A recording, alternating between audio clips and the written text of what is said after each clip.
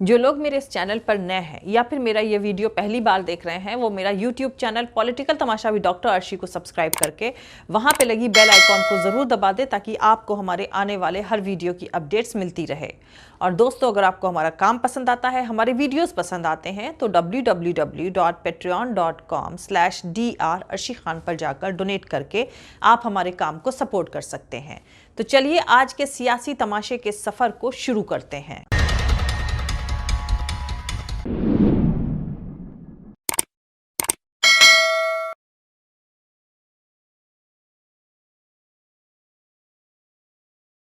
दूसरे संप्रदाय के लोग कट्टरता और जिहाद का जो परिचय दे रहे हैं, उनका जवाब देने के लिए उसके तरीके हमारे कौन कौन से हो सकते हैं, वो तरीकों पर विचार विमर्श किया गया है। उनको किस तरह से चोट पहुंचाई जाए, हम अपनी सुरक्षा कैसे कर सकते हैं, इन सभी मुद्दों पर विचार विमर्श के लिए ये पंचायत बुलाई गई थी।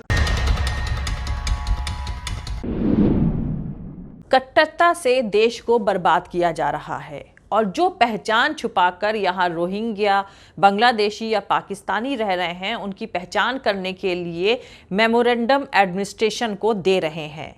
1 हफ्ते का वक्त दिया जाता है एडमिनिस्ट्रेशन को कि वो इनकी जांच करे और अवैध लोगों को बाहर करे। अगर एडमिनिस्ट्रेशन ऐसा नहीं करता है तो आगे हिंदू कम्युनिटी फिर कार्रवाई करेगी। ये बयान विश्व हिंदू परिषद यानी VHP हरियाणा मानेसर के जनरल सेक्रेटरी देवेंद्र सिंह ने हरियाणा के मानेसर में समस्त हिंदू समाज के बैनर तले ऑर्गेनाइज करी गई पंचायत के दौरान दिया है। इस पंचायत के पोस्टर में जिहादी ताकतों को उखाड़ फेंकने की बात कही गई है। पंचायत में स्पीकर्स के तरफ से मुसलमानों के फाइनेंशियल बायकॉट करने के लिए कहा गया है और ये पूरा नफरती सियासी तमाशा पुलिस की मौजूदगी में चला है। इस पंचायत के मकसद पर वापस लौटेंगे, लेकिन उससे पहले मुल्क के मौजूदा हालात को समझ लें दोस्तों।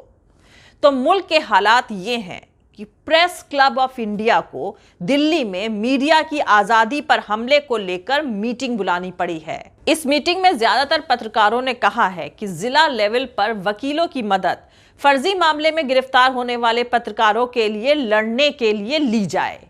शायद जुबैर की गिरफ्तारी ने सबको डरा दिया है। जुबैर के साथ नाइंसाफी हो रही है, ठीक वैसे ही जैसे पवन जायसवाल और सिद्दीकी कप्पन के साथ हुई है। इस बात पर पत्रकार परेशान तो हैं, लेकिन ज्यादा कुछ बोल नहीं पा रहे हैं। ये तो मौजूदा माहौल की आग है जो धीरे धीरे सब तक पहुंचेगी। जो कंक्रीट और शीशे में कैद हैं, उन तक भी। फ्रीडम ऑफ एक्सप्रेशन को कुचलने की शुरुआत इसी तरह की गिरफ्तारी से होती है। गिरफ्तारी से याद आया कि उत्तर प्रदेश के संभल में एक शख्स को हिंदू देवी देवताओं की तस्वीर वाले अखबार में चिकन बेचने और पुलिस टीम पर हमला करने के इल्जाम में गिरफ्तार कर लिया गया है। न्यूज एजेंसी PTI की खबर के मुताबिक यह मामला संडे का है, जब कुछ लोगों ने शिकायत करके यह बताया कि तालिब हुसैन नाम का एक शख्स अपनी दुकान पर हिंदू देवी देवताओं की तस्वीरों वाले अखबार में चिकन लपेटकर बेच रहे हैं। PTI के मुताबिक दर्ज करी गई FIR में इस बात का जिक्र है कि पुलिस की टीम जब दुकान पर पहुंची तो तालिब हुसैन ने उन पर हत्या के इरादे से चाकू से हमला कर दिया। तालिब हुसैन पर IPC की धारा 153A, 295A और 307 के तहत मामला दर्ज कर लिया गया है। खैर दोस्तों, देवी देवताओं से एक बेहद अहम बात याद आई। दरअसल कुछ अल्ट्रा लिबरल लोगों ने नई भसड़ शुरू कर दी है। साउथ की एक फिल्मकार है लीना मणि मेकलाई। उन्होंने अपनी आने वाली डॉक्यूमेंट्री का पोस्टर हाल ही में ट्विटर पर शेयर किया। फिल्म के इस पोस्टर में मां काली को सिगरेट पीते हुए दिखाया गया। इतना ही नहीं, इसमें मां काली के एक हाथ में LGBT यानी lesbian, gay, bisexual and transgender community का झंडा भी दिखाया गया है। तमिल न्यूज पोर्टल की एक खबर के मुताबिक मणि मेकलाई ने इस डॉक्यूमेंट्री के बारे में कहा है कि यह डॉक्यूमेंट्री फिल्म एक शाम के इंसिडेंट के इर्द गिर्द घूमती है, जब देवी काली प्रकट होती हैं और टोरंटो की सड़कों पर टहलती हैं। खैर, फिल्म मेकर को अरेस्ट करने की मांग करी जा रही है और अब दिल्ली और उत्तर प्रदेश पुलिस ने इस मामले में FIR दर्ज कर ली है। वहीं दूसरी तरफ एक शख्स ऐसा भी है जिसकी गिरफ्तारी को लेकर उत्तर प्रदेश पुलिस और छत्तीसगढ़ पुलिस एक दूसरे के सामने आ गई हैं। दरअसल राहुल गांधी का वीडियो गलत रेफरेंस में चलाने के चलते न्यूज एंकर रोहित रंजन को पकड़ने के लिए छत्तीसगढ़ पुलिस उत्तर प्रदेश पहुंची थी, लेकिन जी न्यूज के एंकर रोहित रंजन को नोएडा पुलिस ने गिरफ्तार कर लिया है। तो आपको बता दूं कि राहुल गांधी के बयान को तोड़ मरोड़ कर पेश करने के चलते रोहित पर छत्तीसगढ़ और राजस्थान में केस दर्ज हुए हैं। दूसरे स्टेट की पुलिस उन्हें अपने स्टेट लेकर ना चली जाए, इसीलिए नोएडा पुलिस ने उन्हें गिरफ्तार करके अपने पास ही जमा कर लिया है। नहीं तो कल तक इस बात की कोई खबर नहीं थी कि नोएडा पुलिस रोहित रंजन को गिरफ्तार करने वाली है। बहुत सारे लोगों को यह इंफॉर्मेशन ही नहीं होगी कि यह सियासी तमाशा आखिर है क्या, इसीलिए बहुत शॉर्ट में आपको बता दूं। दरअसल जी न्यूज के प्राइम टाइम प्रोग्राम डीएनए को आजकल रोहित रंजन होस्ट कर रहे हैं। 2 जुलाई को डीएनए में रोहित रंजन ने एक झूठी खबर चलाई थी कि राहुल गांधी ने उदयपुर कांड के अपराधियों को बच्चा कहा है। दरअसल राहुल गांधी ने वायनाड में अपने दफ्तर पर हुए हमले के लिए जिम्मेदार कुछ लोगों के बारे में ऐसा कहा था, लेकिन जी न्यूज ने इसे राहुल गांधी का उदयपुर कांड में हुए रेफरेंस में दिया हुआ बयान बता दिया। ये खुलेआम बोला गया सफेद झूठ था, और वो भी नेशनल चैनल पर। और इस खबर को बहुत सारे बीजेपी के नेता और मिनिस्टर ने ट्वीट भी किया। जी न्यूज ने इस मुद्दे पर माफी मांगकर बात को रफा दफा करना चाहा, लेकिन इस बार कांग्रेस सख्त रुख अपना चुकी है। कांग्रेस ने इस मामले में कुल 6 स्टेट्स में पुलिस में शिकायत दर्ज करवाई, और इसी सिलसिले में आज सुबह रोहित रंजन को गिरफ्तार करने छत्तीसगढ़ पुलिस उत्तर प्रदेश पहुंची थी। खैर, गिरफ्तारी तो सभी नफरत फैलाने वाले फ्रिंज एलिमेंट्स की होनी ही चाहिए, लेकिन बीजेपी रूल्ड स्टेट में ऐसा होना शायद मुमकिन नहीं है। ताजा मामला है हरियाणा के मानेसर का, जहां समस्त हिंदू समाज के बैनर तले पंचायत ऑर्गेनाइज करी गई, और इस पंचायत के पोस्टर में जिहादी ताकतों को उखाड़ फेंकने की बात कही गई। पंचायत में स्पीकर्स की तरफ से मुसलमानों के फाइनेंशियल बायकॉट करने का आह्वान भी किया गया। इस पंचायत में करीब 200 लोग शामिल हुए। पंचायत में शामिल लोग मानेसर और उसके आसपास के गांव के रहने वाले थे। हालांकि पंचायत में शामिल लोग समस्त हिंदू समाज के बैनर तले इकट्ठा हुए थे, मगर वहां मौजूद लोगों में विश्व हिंदू परिषद और बजरंग दल के कार्यकर्ता और नेता शामिल थे। बजरंग दल के मोनू मानेसर और गौ रक्षा दल के धर्मेंद्र मानेसर और विश्व हिंदू परिषद मानेसर के जनरल सेक्रेटरी देवेंद्र सिंह भी वहां मौजूद थे। पंचायत में मौजूद एक शख्स की तरफ से वहां कहा गया कि मैं तो किसी मुसलमान नाई के पास बाल कटवाने भी नहीं जाता हूं, खाना भी किसी होटल में खाता हूं तो पहले हिंदू धर्म का होटल देखता हूं, मैं आईडी भी देखने की कोशिश करता हूं, तब वहां पर खाना खाता हूं। सब भाई जागरूक हो और इनका बहिष्कार करो। जब इनके काम और धंधे भी नहीं चलेंगे तब ये अपने आप ही यहां से भाग जाएंगे। वहीं पंचायत में मौजूद सभी लोगों से स्पीकर की तरफ से यह भी कहा गया कि अपनी सिक्योरिटी के लिए फोन की जगह हथियार रखें। कहा गया कि फोन आपकी हिफाजत नहीं करेगा, जबकि हथियार आपको जिहादियों से सुरक्षित रखेगा।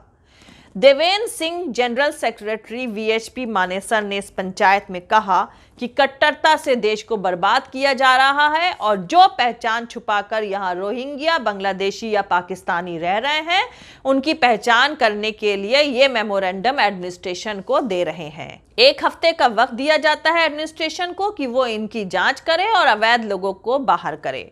अगर एडमिनिस्ट्रेशन ऐसा नहीं करता है तो आगे हिंदू कम्युनिटी फिर कार्रवाई करेगी। पंचायत में शामिल सभी लोगों से एक एप्लीकेशन पर सिग्नेचर करवाया गया है और उसे ड्यूटी मजिस्ट्रेट सज्जन सिंह को सौंपा गया, और कहा गया कि अगर एडमिनिस्ट्रेशन की तरफ से जरूरी कार्रवाई नहीं हुई तो 1 हफ्ते बाद फिर से पंचायत बुलाई जाएगी। पंचायत में गांव के लेवल पर कमेटी बनाने के लिए कहा गया, जो इस बात की निगरानी करेगी कि कहीं कोई मुसलमान उनके बीच में नाम बदलकर कारोबार तो नहीं कर रहा। साथ ही साथ इस बात का ध्यान रखने के लिए भी कहा गया है कि मुस्लिम कम्युनिटी के दुकानदारों से सामान या कोई भी दूसरी सर्विसेज ना ली जाएं। तो दोस्तों वैसे ये पहला मौका नहीं है जब इस तरह की पंचायत ऑर्गेनाइज करी गई है और जहां पर मुस्लिम कम्युनिटी के बायकॉट करने की बात कही गई है। ऐसा पहले भी कई मौक़ों पर किया गया है। दिल्ली के बुरानी, हरियाणा के नूह, उत्तराखंड के रुड़की और उत्तर प्रदेश के प्रयागराज में भी महापंचायत करी गई, जिसमें मुसलमानों के फाइनेंशियल बायकॉट का आह्वान किया गया।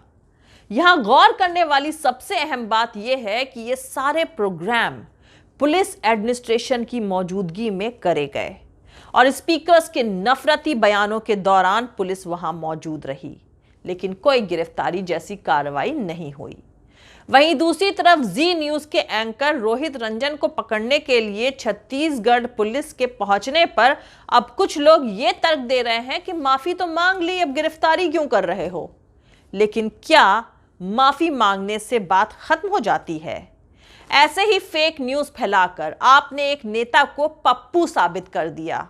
आज भी आलू से सोना बनाने वाला बयान उन्हें पप्पू साबित कराने के लिए वायरल किया जाता है।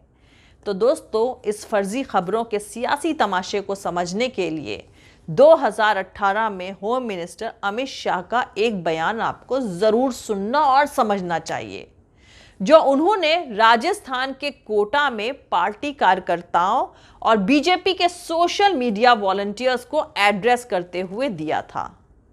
उस वक्त उन्होंने कहा था कि हम जो चाहें वो मैसेज जनता तक पहुंचा सकते हैं, चाहे खट्टा हो या मीठा हो, चाहे सच्चा हो या झूठा हो। अमित शाह ने आगे एग्जाम्पल भी देते हुए कहा कि उत्तर प्रदेश चुनाव 2017 के वक्त एक कार्यकर्ता ने व्हाट्सएप पर एक मैसेज पोस्ट कर दिया कि अखिलेश यादव ने मुलायम सिंह यादव को चाटा मारा। उन्होंने कहा कि यह बात सच नहीं थी, लेकिन वो मैसेज नीचे से ऊपर और ऊपर से नीचे तक वायरल हो गया। मुझे लोगों के फोन आने लगे और कहने लगे कि उनकी पार्टी से लेकर जनता तक ये बात फैलाई जा रही है कि जो अपने बाप का ना हुआ वो हमारा क्या होगा। अमित शाह ने कार्यकर्ताओं को वार्निंग दी कि ऐसा नहीं करना है, ये गलत है, लेकिन उन्होंने जिस अंदाज में ये बात कही है वो तो देखने लायक थी। उनकी बात का मतलब ये साफ दिख रहा था कि अगर झूठ भी वायरल करना पड़े तो बिल्कुल कर देना चाहिए। इसीलिए कहा जा रहा है कि जी न्यूज़ के एंकर की गिरफ्तारी बिल्कुल ठीक है। जब तक ऐसे लोगों को गिरफ्तार करके जेल में नहीं डाला जाएगा, ये सुधरने वाले नहीं हैं।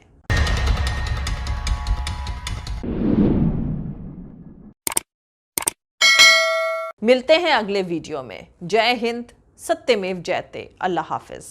दोस्तों हमारा पूरा वीडियो और दूसरे और वीडियोस देखने के लिए हमारा YouTube channel political Tamasha with doctor Arshi को सब्सक्राइब करके वहां पे लगी बेल आइकॉन को ज़रूर दबा दें, ताकि आपको हमारे आने वाले हर वीडियो की अपडेट्स मिलती रहे।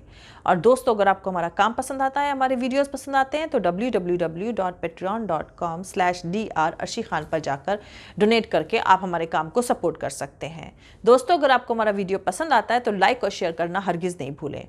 आप हमें फॉलो भी कर सकते हैं हमारे ट्विटर, इंस्टाग्राम और फेसबुक पेज पर। मेरा ट्विटर हैंडल है @arshi_aziz khan। Thank you. मिलते हैं अगले वीडियो में।